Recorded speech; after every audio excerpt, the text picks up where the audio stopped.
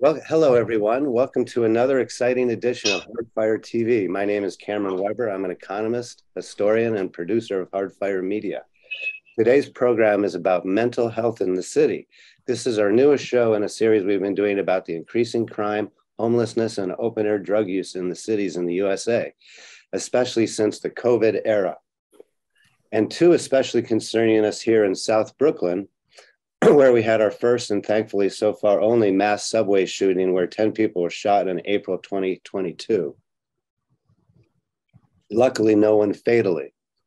In our recent show about subway crime, we came to the conclusion that problems of the city today might mostly be about mental illness.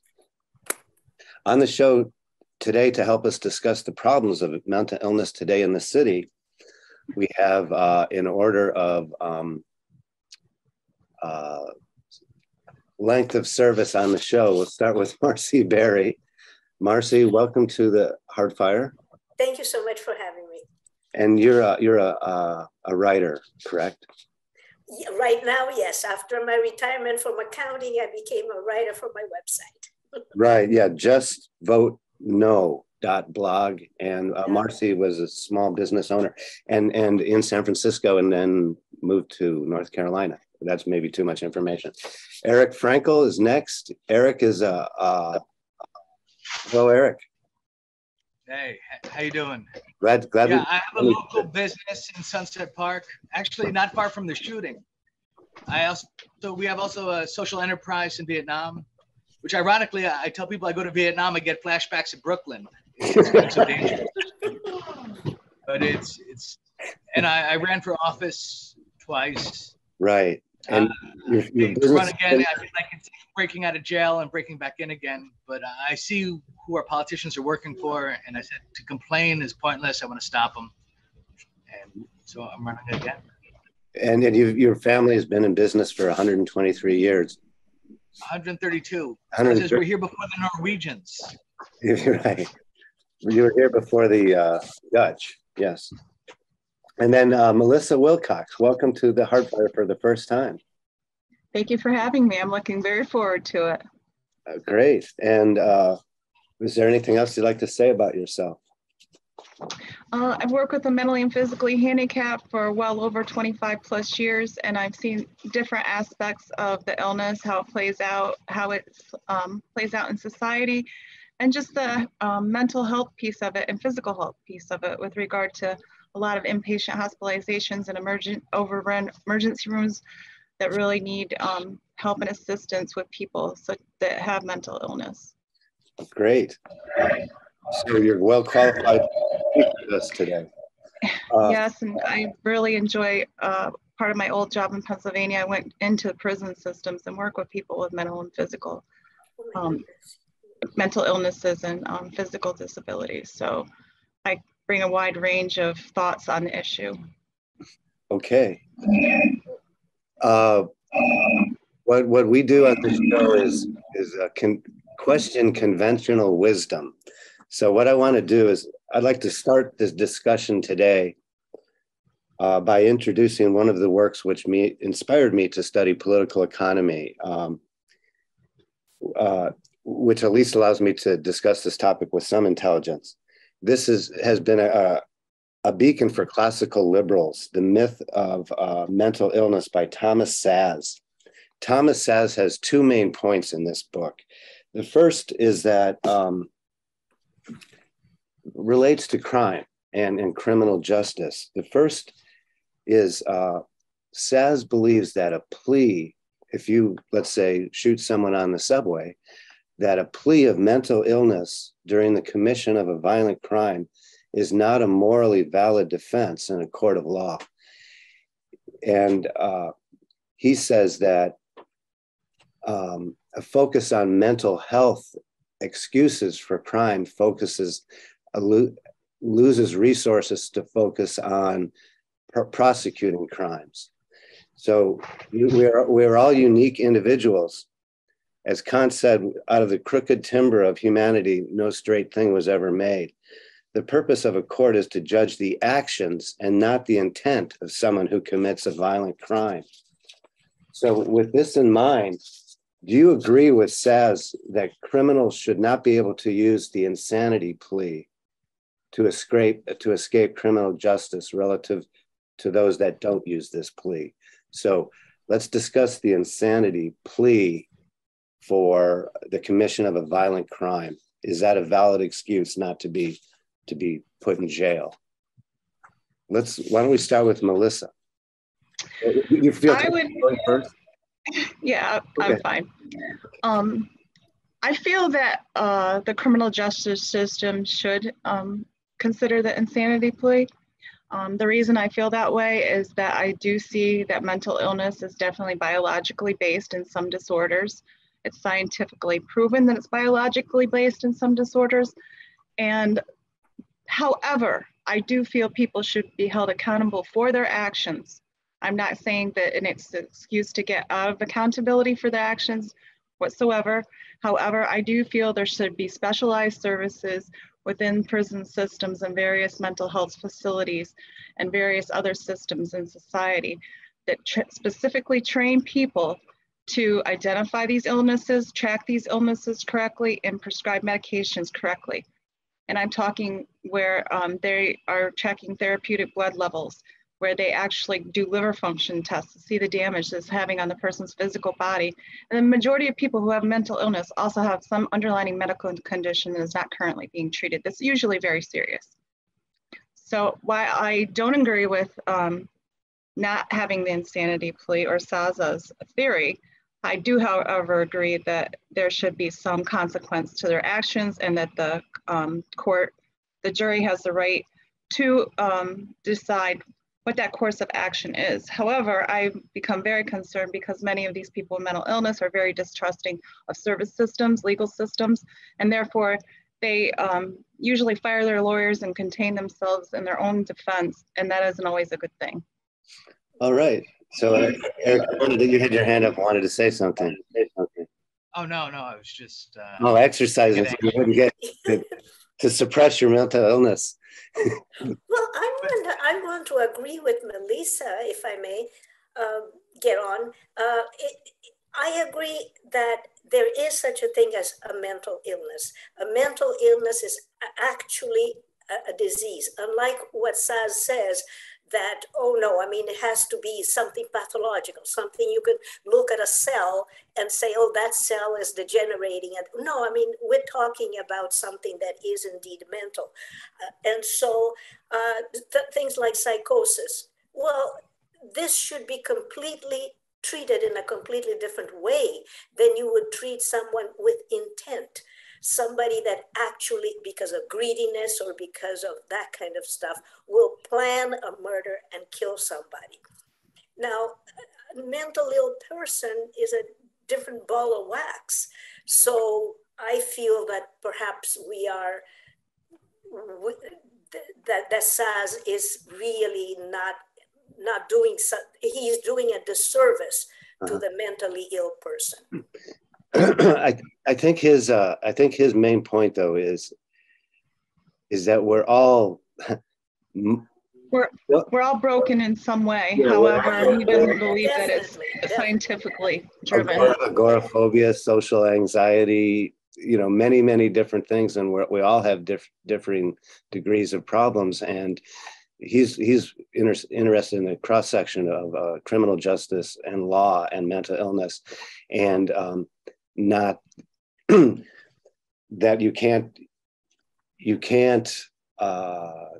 judge someone until they act, and if they act, no, because the law has, it's funny that you mentioned that, because you did say that it's action instead of intent, and yet that's not what the courts think.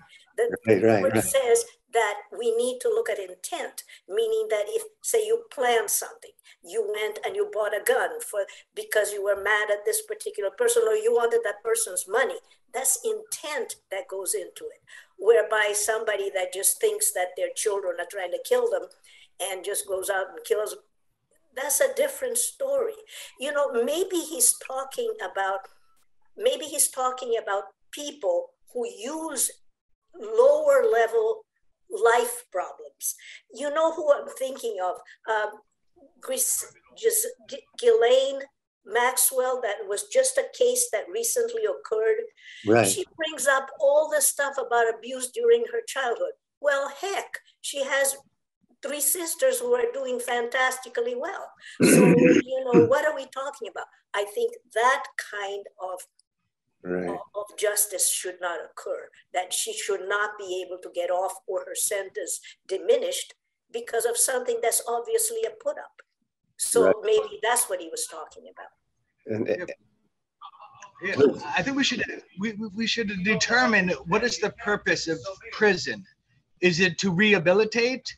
Is it to punish? Or is it to keep our society safe? Exactly. And all 3. And, you know, was that Einstein, one question which makes me hazy, who's crazy, them or I? Yeah, that we're all really, you know, just trying to deal with the absurdities of life. So let's answer that question. Is prison for retribution, or is it for reformation? Well, I want to believe that it's supposed to keep people safe. But unfortunately, in our community, when people get out of prison, they put them in these hotels and safe houses, which really does damage on our community, because you have shop owners are afraid to open late, and, you know, and crime is increasing. It keeps them institutionalized and doesn't put. It keeps them institutionalized and doesn't put responsibility for their own lives back on their shoulders again after they've done their time. Right? If you don't do the crime, if you can't do the time. So, I mean, what is the answer to that question? Is it for retribution, or is it for rehabilitation prison? I agree with Erik. It's to keep me safe. Right. You know, I mean, obviously there are some people who can be rehabilitated, but others, it seems that they can't. So I would say that prisons, remember in the old days, prisons used to be workhouses. Yeah. Where you actually did. We bought, my late husband and I bought a whole lot of furniture in our younger days from the prisons. Well, the union said they can't do that anymore. So, you know, they're there doing a purpose, not just sitting around. That is what I believe. Yeah. You put them there, you keep society safe, and they're learning a trade and so forth. And I also want to add that because now it seems like people don't have the capacity to take on additional responsibilities. They become more dependent on the state. Yeah. And the state will then benefit from this by keeping people dependent on the state. So when they come out of prison, you know, without the ability to move up economically, and you're dependent on the state, and especially with rents and insurance and the cost of living, it's hard to survive without being dependent on the state. So and when you can't do that, you result to crime. Yeah, there's a lot of that's an onion that can be unpeeled forever. On why do we have crime, especially in the cities, which I guess is one of our, I mean, you know, occupational, you know, not to be too radical about occupational licensing, minimum wage, public housing, social services programs, which are intentionally keep people dependent on the state. Drug laws, which creates above normal profits for the urban poor when there's no other opportunity. So there's many reasons for crime, but we were specifically talking about the mental illness on the subway and worried about the subway crime. But I think we've come to an agreement that the insanity plea should be considered, but it should not exempt a violent criminal from jail. Do we agree with that? Yes. Insanity plea should be considered, but it shouldn't prevent a criminal from a violent criminal from going to jail. Erik, do you agree with that? No. I don't. I think, like I said, if he's a danger to society, whether you call it a mental health hospital with increased security, which is really a prison by any other name, be sweet as the rose by any other name. It is, I want to believe that they're put there to keep society safe, and as well as to keep themselves safe. I see people outside passing out, sleeping outside, and the quality of life for them is not good, nor is it for the people in our community, the taxpayer as well. The It's working not good class. for the taxpayer for them to keep continuing to overuse service systems and to remain in and out of the door of the jail. And it's, if we don't rehabilitate people, educate people, and give people skills to have professional jobs to make money, they have no way out of that ever revolving system. It's, the door comes in and out all the time, in and out from the jail, in and out from the psychiatric ward, in and out from the emergency room, in and out from the shelter, a homeless system. If I don't get my services at this shelter and there's too many people in it that night, I'm moving to the next, or the next soup kitchen that the line is the shortest in, or I know I'm gonna get food because I know somebody's there. So I think we have to look, we can't look at locking people into places, because obviously locking people in the places costs the taxpayers a lot of money, especially in institutionalized systems and systems that are certified by the state. The prison and prison complex. Yeah. Pardon me, my Cameron? concern is when the taxpayers leave and wealthy people leave our community, you know, and it just becomes a haven for, right now it's homeless shelters, and which are filled with a lot of drug addicts with mental problems. Sure. You know, the whole society is collapsing in Sunset Park. I say it's getting so bad, and the biker gangs are scared and leaving Brooklyn. I noticed that. It is. I noticed in San Francisco that I attended this economics conference in San Francisco at a very posh neighborhood, a very posh hotel, and two blocks away was the Tenderloin District. And you have, there was these people from Harvard University saying we should tap all our good-looking people more because they make more money. You can hide wealth and income, but tax taller, more wealthy people. At Harvard, they were saying that. And then I walked 2 blocks away, and all the drug addicts and homeless people are put into these homes together, and they're dealing drugs. You know, that's like creating this just 2 blocks away, a big disconnect between. Right. So it just perpetuates crime, perpetuates poverty, and there's many different aspects to it. We've touched on just a few. Believe it or not, we only have 10 minutes left. Why don't I'll move on to the second point that Saz makes. A larger point about the professionalization of science. Science becomes more wealthy during the 20th century than currently, an increasing specialization of labor. As this in the psychiatry profession, more and more behavior becomes considered mental illness, and more pharmaceutical medicines are created to treat these ever-increasing number of illnesses. And I guess about 85% of members of Congress, the US Congress, has gotten donations from pharmaceutical companies. In addition, we get an increasing number of state-affiliated mental health organizations and bureaucracies to treat these ever-increasing number of illnesses, which is why I keep going back to action and not prescription. When Erik Frankel was running for city council, we talked about city services. Are these services really there to alleviate poverty, or are they there to perpetuate poverty and people's dependency on the state? An example of this increasing field of mental illness is the Diagnostic and Statistical Manual of Mental Disorders. Each subsequent edition finds a way to classify more and more behavior as mental illness, which may be good for psychiatrists, big pharma, and state mental health bureaucracies, but maybe not so good for individual self-autonomy and responsibility in our action towards others. Let's hear from our guests on the main points raised here. Do you think state mental health programs are meant to help people, or are they designed to create dependency on the state and votes from people the state employs or grants money to administer these services? Do you think state mental health programs actually are designed to help people? Floor is open. Well, I think that it's both, in the sense that, yes, I mean, the categories of illnesses have expanded. And I think because there are more white collar jobs now, and therefore a lot more psychiatrists, a lot more this, a lot more that, because there's no more manufacturing jobs. But nevertheless, the point is that, yes, there are people who actually need the services, the people that have the psychosis, the all things that need help. And when they cannot pay for their health, I think the taxpayer should, to keep them safe and to keep us safe. Yes, so I think both is true. But on the other thing that maybe Melissa can also help in my figuring this out is that as culture changes, we have new things coming. So now we have more mental illness. Is it, which comes first, the chicken or the egg?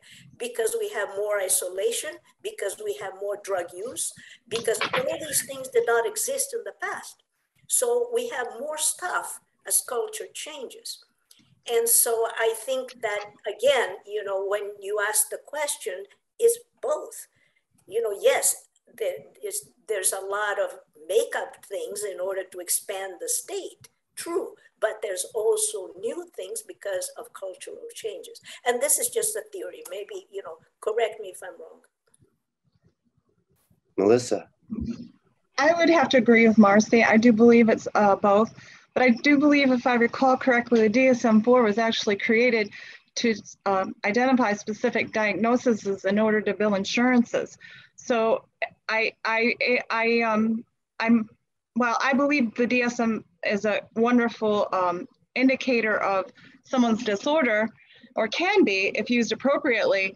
I also do not agree with why it was created, or it was not in a helpful way to the people who really truly need the support. And what's frustrating to me is I'm sure they make a lot of money off of selling these DSMs because they update them yearly, as I recall. And I'd like to know where the monies go, towards that. Where does that money go? And I also think that there are systems within our society that do help people, but if I do recall correctly, psychiatrists are much lower paid than other doctor professionals on the same level, other doctors, and they also run a higher risk because some of the patients they see, they do know they can be highly violent or they can hurt them. So I don't think there should be some level of wage, and I think a higher level of training for psychiatrists. You don't want to go see a surgeon who's only been in on their first year. You want to see a surgeon who's well-trained, well-versed, and has had several surgeries under their belt. I feel the same way about a psychiatrist. You need to have a seasoned psychiatrist who knows how to treat specific disorders with specific medications. And Melissa, I'd like to follow up on what you said about the manuals designed for insurance purposes, and everything is. That's one of Saz's point. Everything's become this professional category. For every physician, you have 2 or 3 people doing the accounting in order to get reimbursed from insurance companies. And so the big thing, back to personal responsibility and individual responsibility for individual behavior, is that when you have a third-party payer healthcare system, it removes individual responsibility and doctor-patient relationships from each other to a third party. And those third parties benefit from seeing that bureaucratization continue. And so you end up with a lot of what's unvaluable labor, just filling out forms for health insurance and for medical reimbursements for lists of diseases which continue to grow. And that's, the United States spends 25% of our national income on health. Wow. Because of this third party, between 20 and 25%, depending on how you measure it. For places that have socialized medicine, like Turkey, has just 10%. So we have the worst. We have neither a private nor a socialist system. We have market socialism. Market socialism. That's a good one. It's not really so good. Exactly what's going on in New York here in District 10 is the fight of the soul of the nation.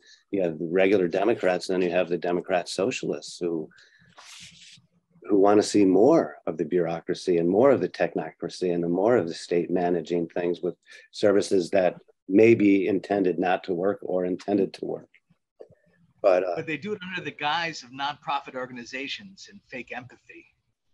And Bacon. maybe it's the libertarian in me, which I don't feel that the state exists to benefit its members. I think it's about control, and it's about justifying their existence. It's like Seinfeld said it. You ever feel like the government says things are bad, how could we make it worse? And then they do. That's how they operate. But when you see the people who are in charge, I really, maybe they said it's not an appropriate analogy, but I feel like the inmates have taken over the asylum, and then who's watching, who are watching the watchers. We are. And now we are one of my favorite movies, it's called The King of Hearts, which is amazing. It's an old French movie about when the inmates take over the city and what happens. I recommend it to everyone. It's amazing. King of Hearts. King of Hearts. I would have to agree with Erik in his response regarding that, simply because I feel like the system is made so it creates so many rules that the rules are created so the people who need to understand them are unable to, so therefore they have to rely on a service professional to help them understand the system and how to maneuver through it. And then the problem is the system is so far behind in processing any service usually, and also far behind in their rate setting. You can't, the rate right now for a 1-bedroom is $13.24 if you receive a rental subsidy from the OPWDD. Now, where in the city in a good neighborhood can you find rent for $13.24? And then they take around 30% of your countable income off the top of your that stipend. Thank you everyone for watching another exciting edition of Hardfire TV. Marcy Berry, Erik Frankel, and Melissa Wilcox, who has left the building. Thank you for the discussion, and we'll see you next time on Hardfire. Thank you. Bye-bye. Thank you. I just want to say you are the smartest panel I've ever met. I've never been on a panel where both people agree with me. What